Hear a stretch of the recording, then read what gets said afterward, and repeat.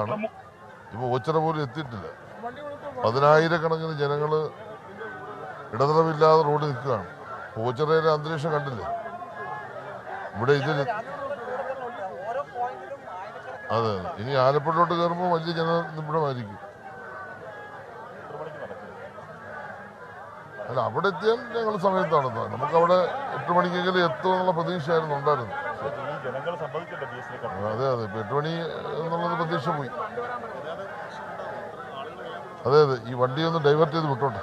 ഇപ്പോൾ മന്ത്രി സജി ചെറിയാന്റെ വാക്കുകളാണ് നമ്മൾ കേട്ടത്. ഓരോ ഇടങ്ങളിലും എത്രത്തോളം വൈകുന്നു, അത് എപ്പോഴാണ് ഈ വാഹനം VS-ന്റെ ജന്മനാട്ടിൽ എത്തിച്ചേരുന്നതെന്ന് പറയാനാവില്ല എന്നാണ് അദ്ദേഹം പറയുന്നത്. കാരണം സ്നേഹം കൊണ്ടാണ് പലപ്പോഴും പല സമര പോരാട്ടങ്ങളുടെയും മുന്നിൽ നിന്ന് VS-നോടുള്ള സ്നേഹം കൊണ്ടാണ് VS-ന്റെ ഈ അന്ത്യയാത്രയും വൈകുന്നത്, തടസ്സപ്പെടുന്നത്. ആ സ്നേഹം കൊണ്ട് അദ്ദേഹത്തെ ഒരു നോക്ക് കാണണം പോകുന്നതിന് മുമ്പ്.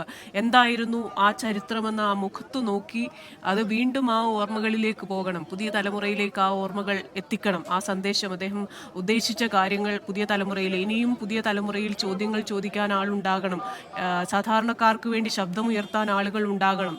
ആ രീതിയിലായിരിക്കണം ഇനിയുള്ള തലമുറയും എന്ന രീതിയിലൊരു സന്ദേശം എത്തിക്കുന്ന കാഴ്ചയാണ് ഇപ്പോൾ നമ്മൾ കണ്ടുകൊണ്ടിരിക്കുന്നത്.